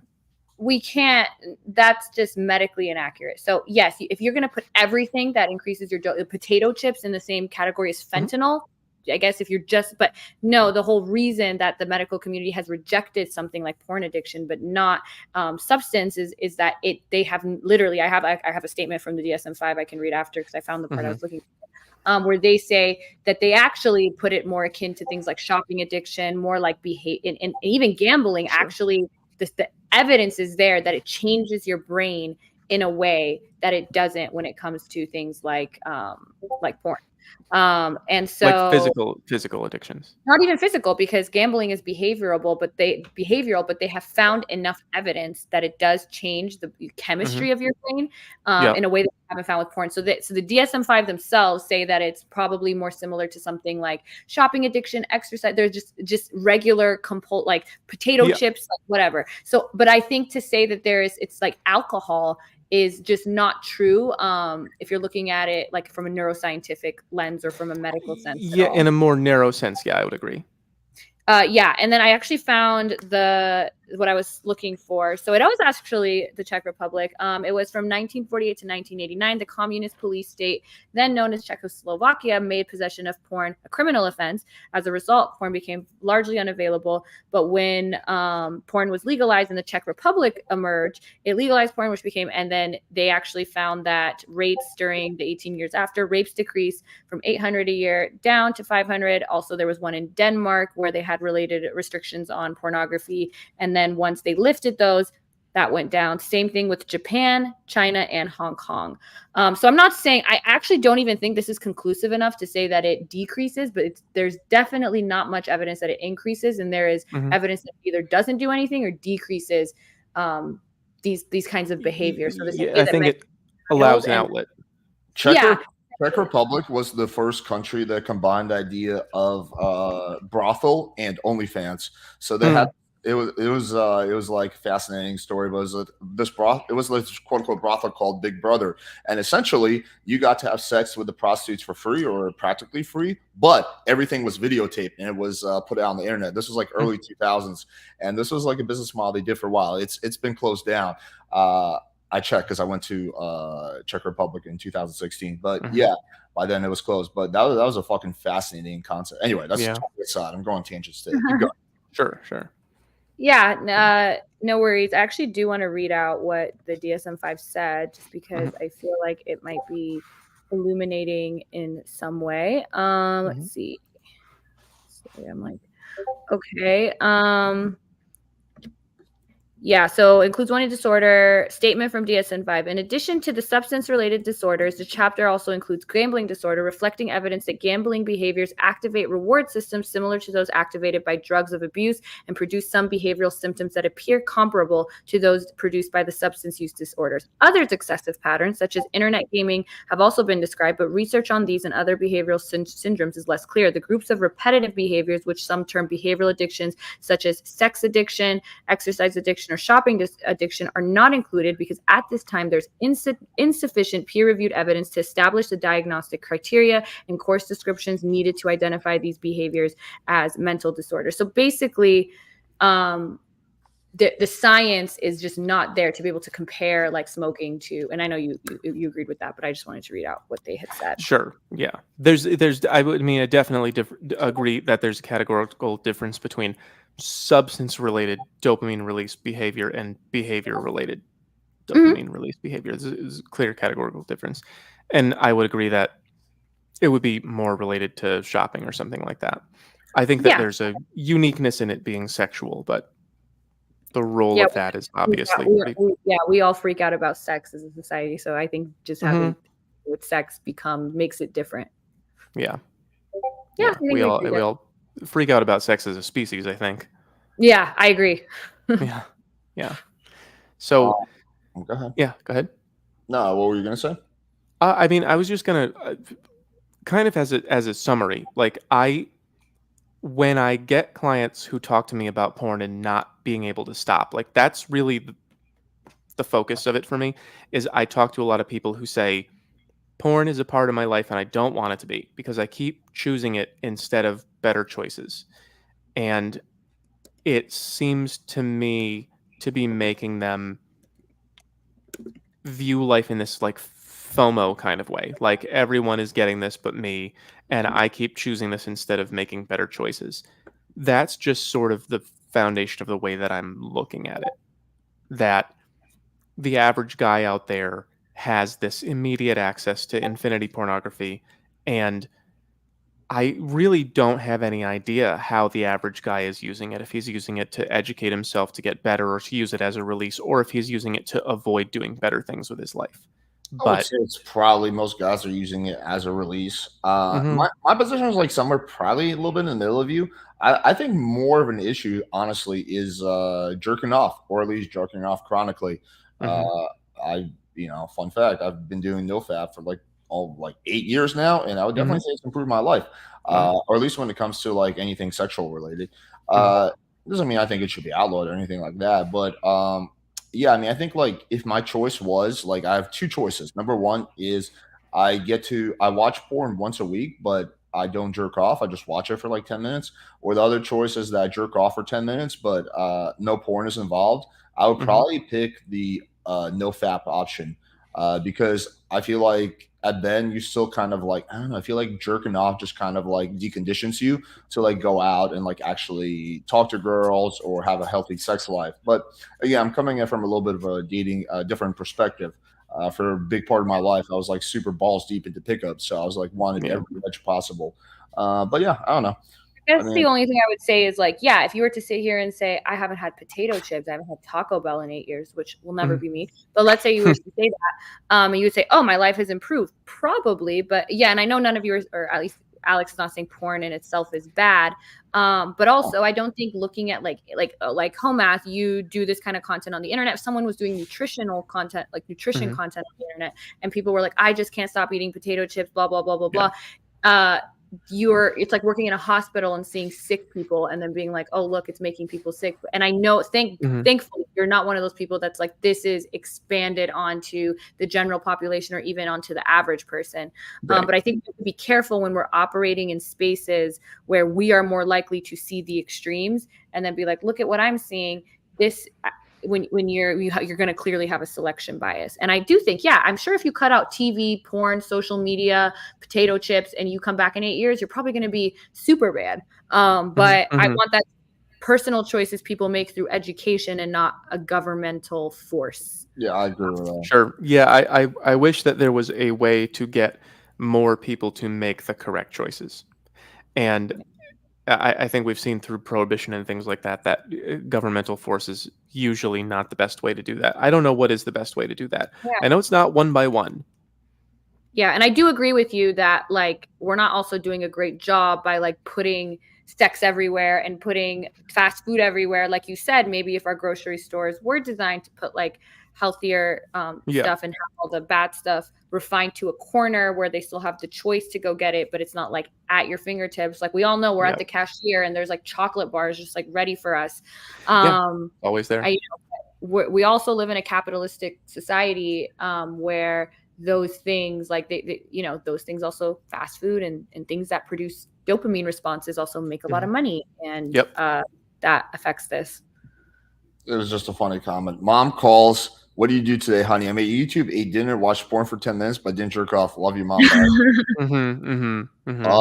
Yeah, I mean, I think that at the end of the day, also the majority of people don't want to improve and change. That's the sad thing that I've kind of found Yeah. out doing what I do. Majority of people are quite content where they are, or they logically might want to change, but they don't want to go through the pain period.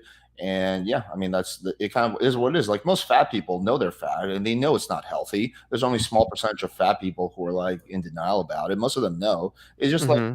and again, some of them have health issues. I'll grant that, but a lot of them they just don't want to go through the fucking headache. It's tough to lose weight. It's tough to put on It's muscle. tough. Blah blah Yeah. blah. Yeah. It's tough to quit porn. It's tough to quit cigarettes, and that's kind of what it is. Is a lot of people don't really have strong willpower or like a strong desire to change until a problem becomes so bad, right? So bad, Mhm. then they kind of are, I guess, artificially pushed in a way or whatever. Yeah. Yeah, I agree with you, although I don't put blame on the person because I'm just one of those like No, we're not all blame. like I More, don't think we have free will, so I literally don't think those people have like any other choice but to be that way. So I think like You don't believe in free will? wait, no, what? we can have a whole other debate about that. Yeah, you want to start that one right now? Right now, I think it's been an No, hour I'm and a half. kidding. But I I'm would kidding. disagree with you on that one too. I think people have massive free will, but Yeah, ooh, let's finally, Alex, we have something we can debate. oh yeah, for set this sure. for later. I Yeah. would totally disagree on that. Okay, yeah, look, we can start wrapping up. Let me just go through three super chats. They're pretty quick. Uh, Sure. okay, so men are less entitled today because one of the things we're constantly told is that real sex isn't like porn. Okay, thank you for the super chat, Alexis. We got W. Thank you, appreciate that, Brian. And last one from Don Juan. The problem many do is that it's all assumptions, not like laws of economics. To start with all things equal, respect with Jasmine for info about scammer Saint look at Duke the about yeah, I think Oh, he's referencing your Saint the Sinner debate, which actually yeah. had the pleasure of watching, not because of you, because of that dipshit, for about 30 minutes before my brain just imploded. What Yeah, I wouldn't consider it a debate. Like me and Farha literally went into it, and she's like, "Do I have to prepare?" I'm like, "No, this is not going to be serious." what made you interested in doing that, and how the fuck did you put up with that for 2.5 hours? Actually, we had a lot. Like Far and me have like very similar personality and like humor, so we almost just like. So actually, we were gonna go and debate Rolo and Michael, a 2v2, and they're in Vegas. But that didn't happen. We'll do Michael's later, but there's some other stuff that like Rolo and Farah got into some Twitter beef or something, so that didn't happen. But what I was like, well, we're in Vegas. I was like, who else is in Vegas? And I was like, haha, the Saint and Sinner guys in Vegas. We was like, we might as well do it. It'll be fun. If Farha wasn't there and we weren't able to like, you don't understand, we were making jokes about this for like 3 days after. Like this increased our dopamine, like just like the way he would respond to things and stuff. Like we had a lot of fun doing it, but yeah, it wasn't like a debate like this, and it wasn't somebody I take seriously. Like home ass, which He's is one funny of the to most Mhm. insufferable people on the internet. He literally I know fun. I literally have more fun. Like I like doing serious debates, but sometimes you just want to like. Did you? Oh, I felt pain just watching that. He just doesn't answer a single question and just No. like steamrolls you. You're like, hey, so anyway, let me talk about He's this. like, you are a dirt bag. I'm like, what's your IP? Yeah. He's like, you are a sick person. Dude, It's but almost so bad that it's comical though. Like it's comical to me. So It's a yeah. comical time. I don't know. I've been trying to debate him, and he says he wants $2,000 to do a debate with me. So fuck that. Ugh. But apparently he's very, very well off with his intellectual property and apps. I'm sure he's doing quite great. But anyway, this was a fun Mhm. debate. Do you guys want to quickly give your closing statements? I Yeah. don't know, maybe like a minute or so. Whatever. We're not going to be Nazis for the time. But yeah, since Jasmine went first, why don't you go first this time, home ass? Okay. I mean, I think that my personal experience of pornography was pretty negative. I feel like I was hoodwinked by it. I feel like I was deceived into thinking this was a normal thing that didn't affect you in any particular way. I felt affected by it. I didn't like the effects. I still feel affected by it today. When I am with a woman, when I'm on a date or with a woman in bed or something, sometimes I can still feel the lingering effects of unlimited access to crazy pornography. I don't like that. I don't like that happening to lots and lots of people out there. And I absolutely don't believe that the average person has the discernment to be able to tell what's good and bad for them. I don't know how to limit it. I don't know how we would make sure that people are seeing what's good for them. My orientation towards it is that somehow, we talked about me being a dictator and whatever, God bless, hopefully never. But we talked about if I had ultimate power, what would I do? What laws would I make? That isn't necessarily the way to do it, is to impose it externally. The way that the damage is done is people making individual choices throughout every point in their daily life. I don't know how to get people to make different choices. I'm working on it. I did my released self-maximize today, which is a whole metacognitive framework. I want people to be able to discern between things that are taking them down the wrong road and taking them down the right road. Overall, my position is, and it's very difficult to change because, as we said, we can't get a lot of concrete evidence about it. Overall, my position is that the unfettered access to pornography is taking people down more wrong roads than right ones, and that's just how I'm judging it. Okay, fair enough. Real quick before you answer, did you debate or talk to Richard Cooper? Yeah, and he kicked me off the show. Oh, can you send me the link to that? I want to see that. He kicked me off. It's funny. He's a funny guy. Mhm. Okay, back to the porn stuff. First of all, I want to thank Home Math for having this discussion. I feel like the discussion was in a very good faith, which sometimes doesn't happen with content creators on the internet, that especially like the red pill, black pill kind of stuff. So thank you for that. I don't even necessarily disagree with you that unfeathered access to porn is not the greatest thing, but I also always feel like there's always, before this it was metal bands, and before that it was the hippie, like there's always some craze that we're like, this is the thing that's going to break everybody's brain, and this is the thing that's going to be horrible for everybody. And a lot of times it seems like those concerns are overblown, and I also do feel like they are overblown with respect to porn. That just seems like the hot thing right now. Okay, let's focus on this now. Who knows what it's going to be in a few years? Yeah, I agree with you. I wish there was a way that we could, I think better education, parents being more responsible. Like I said, I don't know if I would want Home Math to be my dictator, but I think he would make a good dad, a really good person to guide people, to coach people, maybe a teacher, whatever. And I think that is the best we can do. And then trying to do things to make it more ethical. Like I've pride myself in that. One thing, like Alex knows about this, is I do not hire people to answer my messages for me. I think that's scammy. I don't do things like that. I try to educate my audience when they ask me questions. I don't think sex is a bad taboo thing that we need to keep out of the public eye. It's a natural thing, and it's clouded with so much shame and religion and culture, especially when it comes to women. It's something that has been repressed, and actually, like the states that, like, we all know, like conservative states watch the most porn. Even countries that ban porn. Yeah, it doesn't seem that they just abstinence didn't seem to work. I also don't think that banning and being like, this is not accessible to you, doesn't work.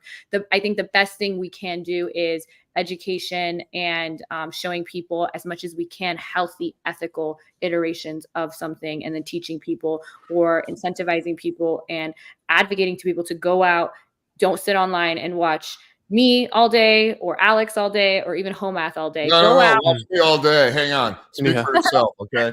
No, I do agree with you. Yeah, even me. If you're watching, like, if you're watching me all day, like, look, like, yeah, come on, man. Like, I want people to have. I want people to touch grass, and and I will dress. I will be back to my normal clothing next time. I'm sorry. I just had to throw something on. The fun is going on under this time, not over. And we will fix that for future streams. Yeah, no worries. Yeah, it's so funny because I've told you this privately, but my initial impression of you when I saw you when Destiny came on, you were like in the background, was like, oh, who's this like OnlyFans bimbo? Like, yeah, she's hot, but like, what is she gonna add to this conversation? And then I'm like, damn, this chick is fucking smart. And then like when I started talking, we started going back and forth. And then yeah, I can vouch that you are trying to be as ethical as possible with everything you do. I feel from what I've seen, I don't know you super well, but from what I've seen in this space, in this, I'm not like a huge like pickup artist like fan, but like Alex, I will vouch for till the end, especially in this space. Like I find Alex to be not only like a really good content creator, but a good person. So I appreciate that. All right, awesome. Do you guys want to quickly tell people where they can find your content? Yeah, go ahead. So you can go to Jazmen Jafar, JazmenJafar.me, and that will have all my links. I am also doing starting YouTube and trying to be consistent with it. I am nowhere near Home App or Alex's number of subscribers, but if you guys want to follow me there, my Instagram, and if you want to do OnlyFans, you can choose your journey. Nice. Cool. Everything I have is at linkter.ee/homemath. That's Linktree with a dot between the R and the EE. You can find my TikTok, YouTube, Twitter or X, Facebook. You can buy all of my materials. You can join my Patreon and talk to me on Discord. I have everything here. Linkter.ee/homemath. Everything I have is there. Cool. All the links will be in the description. Appreciate you guys. And Home Math, I'm going to see you on Sunday, right? That's right. See you then. Awesome. Looking forward to it. All right, Jasmine. Thank you guys. Appreciate you all. Have a good night. Take it easy. All right. Thank you.